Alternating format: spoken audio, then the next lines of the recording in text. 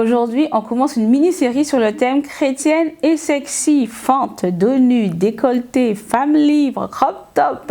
Quand on dit la parole, on en discute aujourd'hui et pour les 3 prochaines vidéos, si je ne me trompe pas, si tu es intéressé, reste connecté.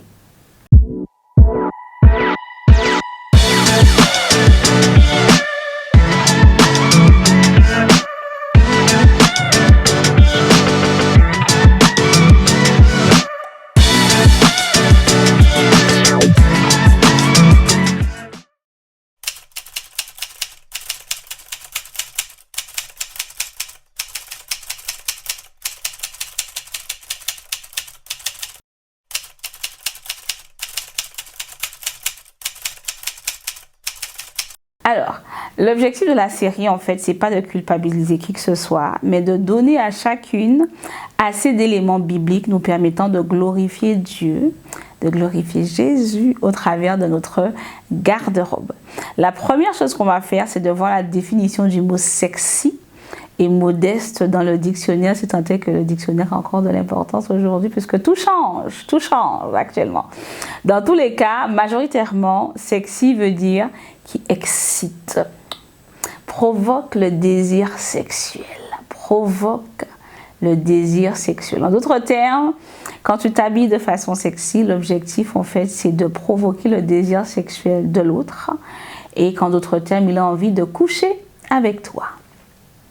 Modeste, ça veut dire qu'il y a de la décence, qu'il y a de la retenue, de la modération, qui ne donne pas dans les excès, qui est humble, qui est simple. Et la décence, ça veut dire la pudeur, le fait d'être vêtu avec de la pudeur, de la décence. Donc dans 1 Timothée 2,9, la Bible nous donne un premier élément de réponse et sur ce que Dieu attend de nous en fait concernant nos choix vestimentaires.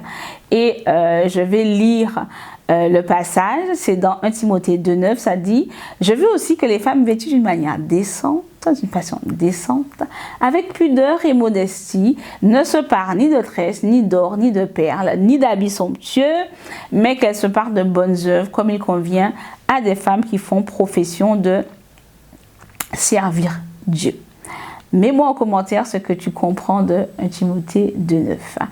Il y a aussi 1 Corinthiens 6,19 qui nous dit « Ne savez-vous pas que votre corps est le temple du Saint-Esprit qui est en vous, que vous avez reçu de Dieu et que vous ne vous appartenez pas à vous-même. » Dis-moi également en commentaire ce que tu comprends de 1 Corinthiens 6,19. Ce que moi je comprends, c'est qu'en tant que chrétienne, mon corps ne m'appartient pas, ok? Mon corps ne m'appartient pas. J'ai été racheté à un grand prix et donc mon corps est le temple du Saint-Esprit et par conséquent, le choix vestimentaire que je fais doit montrer que le Saint-Esprit, l'Esprit du Dieu vivant, habite en moi.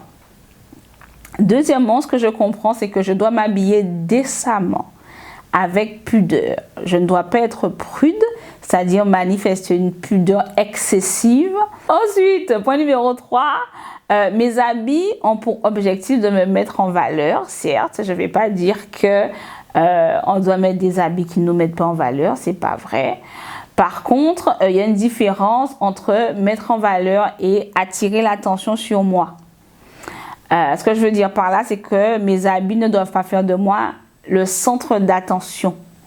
On doit me voir pour autre chose que les vêtements que je porte. Et un point numéro 4, c'est que je dois être surtout connue pour mon caractère et ce que Dieu fait au travers de ma vie, pas à cause de ma morphologie ou de ma garde-robe. Voilà, dis-moi ce que tu penses de ce que moi je retiens des 2 versets qu'on a lus. On habite dans ce monde, ça c'est une réalité, mais la vérité c'est que nous sommes d'en haut en fait. Nous sommes les enfants de Dieu, nous sommes les enfants du royaume de Dieu. Nos valeurs sont par conséquent différentes. Et donc on devrait également discerner cette différence au niveau de nos habits. Une personne ne devrait pas nous fréquenter, ne pas réaliser qu'on a une relation personnelle avec Dieu. Au contraire, tout nous concernant doit être comme un parfum. C'est quand quelqu'un passe, la personne sent bon, tu regardes, tu dis limite, tu sais que c'est telle personne qui est passée à cause du parfum. Ben nous, ça devrait être la même chose en fait, que tous ceux qui nous connaissent, tous ceux qui nous entourent, tous ceux qui nous fréquentent de près et de loin doivent pouvoir dire en fait qu'on est différent, qu'on appartient à la race des fils et des filles de Dieu, y compris nos habits. J'ai vu dernièrement un frère chrétien, ancien joueur professionnel, sportif de haut niveau, un ancien, qui cherche à se marier et qui dit qu'en fait, il ne sait plus reconnaître en fait une fille chrétienne d'une fille qui est dans le monde, parce qu'en fait, elle s'habille de la même façon. Dis-moi ce que tu en penses dans les commentaires. Amen. Nos ateliers ont repris. Et pour avoir toutes les infos, si tu souhaites t'inscrire, le lien est dans la barre de description. Mais on va terminer en priant avec ces 2 versets qui nous encouragent à ne pas avoir une parure extérieure, mais avoir cette parure, de ne pas être focalisé sur l'extérieur, mais sur l'intérieur, et d'avoir conscience en fait que notre corps est le temple du Saint-Esprit. Amen. Seigneur, nous voulons nous remettre entre tes mains aujourd'hui. Nous vivons dans un monde où l'exposition est la norme. Et l'exposition, pas petit, ça peut aller très très loin. Nous prions pour qu'aujourd'hui, Seigneur, tu puisses nous permettre de comprendre que notre corps est le temple du Saint-Esprit et que le choix vestimentaire que nous faisons est lié aussi à ce Saint-Esprit, à ton esprit qui habite en nous. Seigneur, aide-nous à comprendre les enjeux. Aide-nous aussi à nous soumettre à ta parole, parce que je sais que plusieurs personnes vont lire les versets, et même si les versets peuvent être très clairs, même si la définition de sexy peut être très claire, même si la définition de décence ou de modestie peut être très claire, il y a quelque chose en nous qui va combattre cela. Seigneur, mon Dieu, cette vidéo n'a pas pour objectif de juger, mais de nous mettre face à la parole et de nous dire, ben, si tu es vraiment une fille du roi des rois, une fille du Dieu vivant, ben, tu dois t'aligner plus que ce que dit Mehdi à ce que dit la parole. Et la parole ne nous encourage pas à être sexy dans le but de provoquer le désir sexuel des hommes sur le chemin desquels nous passons ou desquels nous passons.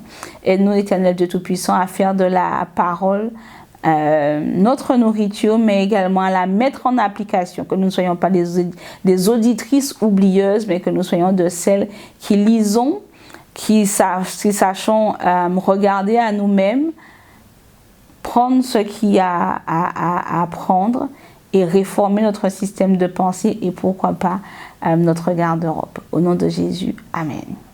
On se voit la semaine prochaine, mercredi 19h. Je serai là et toi, tu ne veux pas manquer ça. À mercredi. Bye bye.